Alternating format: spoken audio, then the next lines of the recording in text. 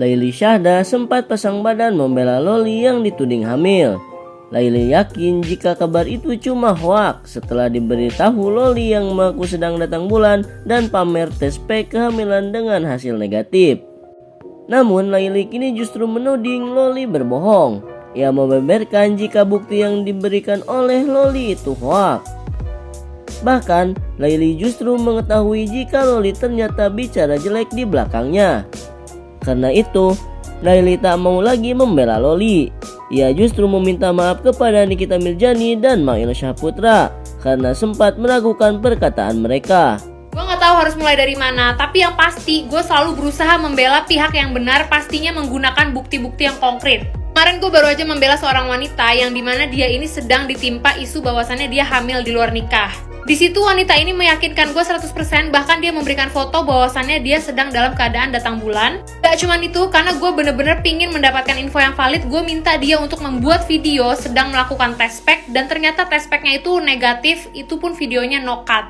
Dan pada hari itu si wanita ini menelpon gue berkali-kali dan juga membagikan data mengenai lelaki yang membongkar aib dia di eksklusif.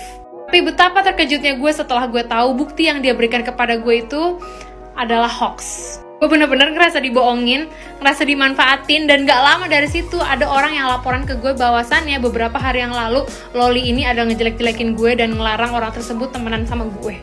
Terus maksud lo apa? Tiba-tiba lari ke gue minta tolong untuk nge-up klarifikasi lo selama ini kalau lo gak suka sama gue. Hanya sedikit info bahwasannya klarifikasi yang kemarin gue upload itu sangat amat gue perhalus karena dari pihak si wanita ini meminta gue untuk menjelek-jelekan Mail dan juga memberikan banyak spill mengenai keburukan ibunya. Gak lama setelah gue mengunggah video klarifikasi tersebut, dari pihak Mail itu ada ngekontak gue secara baik-baik. Jadi kalau kalian ada yang bilang, oh palingan lu dibungkam, coba aja kalian lihat ada nggak orang yang ngelaporin atas nama gue. Nggak ada.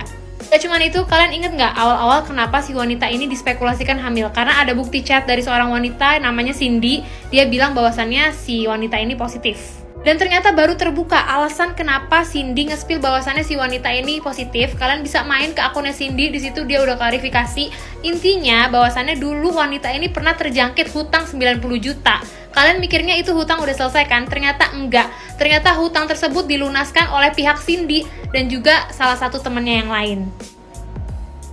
Jadi selama ini kemarin yang utang 90 juta itu lo yang talangin, Sen? Iya, gue sama Cindy. Sama Rangga itu juga ada banyak ngebantuin karena dia ngutang tuh bukan satu orang doang Kak, tapi banyak. Itu tuh kita tuh ditagih-tagih sama admin slot dan lain-lain sampai minta kita yang ngepost karena emang udah gak ada uang ngebantu. Itu ratusan juta tau Kak. Lo semua yang masih menormalisasikan, masih berpikir emangnya kenapa kalau dia positif, itu kan urusan dia. Di Indonesia Raya ini tidak bisa ya kalian membenarkan yang namanya aborsoy. Gue dari lubuk hati yang paling dalam, gue meminta maaf banget sama Mail dan juga sama Kaniki karena mereka berdua ini jadi kebawa-bawa, dianggap mereka ini orang yang jahat. Padahal kalau kalian tahu ya, Mail ini deket banget sama keluarganya Kaniki, bahkan sering banget dititipin, Mail titip Loli ya, kalau ada apa-apa tolong kamu maju. Dan semalam pada saat gue teleponan sama Mail itu dia ngebuka semuanya, dan kalau kalian ngikutin drama ini semua dari tahun lalu, segalanya akan terasa make sense. Dan ya udah, Kaniki dia tuh ibunya dia yang paling tahu anaknya, dan juga Mail dia itu udah ngomong Loli dari umur berapa tahun, jadi dia udah tahu banget busuk-busuknya. Sekali lagi gue minta maaf sama Kaniki dan juga Mail, bener-bener mereka jadi kebawa-bawa dan ikutan dihujat. Intinya dari pihak mereka itu udah capek banget guys sama si wanita ini, dan sekarang mungkin ya udahlah biarkan sosial media yang mengurus si wanita ini. Dan mohon maaf ya, ini juga mungkin salah satu alasannya ternyata si wanita ini lagi sepi endorsan. Ya, jadi mungkin gue dijadikan perantara untuk nge-up kasus dia biar endorsannya makin banyak. Jadi gitu caranya. Adapun Laili sebelumnya sempat dilabrak Nikita di sela-sela live. Rupanya Nikita mempertanyakan sikap Laili yang membela Loli tanpa tahu duduk permasalahannya. Nikita juga mengingatkan Laili kalau selama ini dia sudah berusaha diam dan tak mau berkomentar apapun. Namun, dia murka karena terus terseret dalam masalah Loli. Saat Laili diamuk Nikita, sejumlah netizen pun bereaksi sinis. Akhirnya, Laili kicep juga.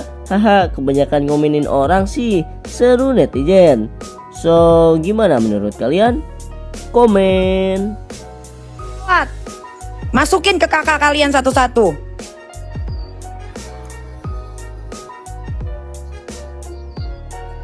Kasihan Aku cuman udah kasihan pernah menawarin diri untuk ketemu sama dia, aku main ke rumah dia, ke apartemennya dia, tapi dia nggak mau intinya.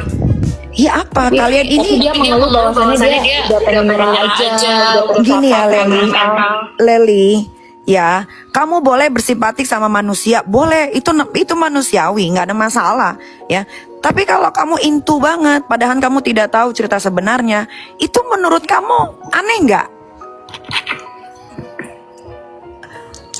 Masa kamu cuma mendengarkan cerita dari seseorang anak ya, yang dari kecil sampai besar kamu tidak kenal, tiba-tiba meletak, dia berseteru dengan ibunya, orang lain tahu semua, akhirnya kalian mencoba mendekatkan diri, mencoba mend-DM lewat TikTok lah, lewat Instagram, seolah-olah kalian ini adalah dewa penolong gitu, ingin membantu. Saya kalau bantu orang, saya nggak banyak bacot, saya nggak banyak omong, saya ambil orangnya. Perlu apa kamu? Apa yang bisa saya bantu? Nggak ada saya bantuin orang dari cerita sepenggal. Nggak ada, nggak boleh kayak begitu. Dari cerita sepenggal, dari anak yang susah diatur, yang pengen bebas, pengen tahu dunia luar, pengen tahu pergaulan bebas, pergaulan orang dewasa, tiba-tiba dirangkum, terus dijadiin VT seolah-olah membela. Mana bisa kayak begitu? Kecuali kamu pernah ada di hidup saya, kamu pernah ke rumah saya, jadi teman saya, sering bolak-balik ke rumah saya kayak Mail. Mail tuh berteman sama saya tuh udah 16 tahun. Kalau dia membela saya wajar. Kenapa? Dia tahu suluk-beluk saya, dia tahu hidup saya dari saya susah sampai saya jadi sekarang, dia tahu. Saya sering menitipkan anak-anak saya ke dia. Dia tahu bagaimana anak-anak saya karakternya, perlakuannya segala macam, dia tahu. Kalau dia nyerocos wajar. Kenapa saya bisa bilang wajar? Dia tahu betul tentang hidup saya.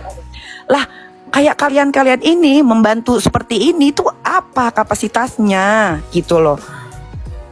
Ini saya belum iseng ya. Kalau saya iseng saya laporin satu-satu loh. Saya bisa dan saya punya hak untuk melaporkan itu. Yang dibahas itu lagi padahal udah tenggelam loh. Udah tenggelam, sudah damai. Paling tinggal gosip-gosip yang biasa-biasa aja. Ini gara-gara ini nih. Jadi saya dibawa-bawa lagi. Saya lihat, saya scroll TikTok, isinya muka saya sama tuh anak, isinya mau. Saya loh nggak tahu apa-apa. Saya aja tahu itu anak bunting aja saya diam.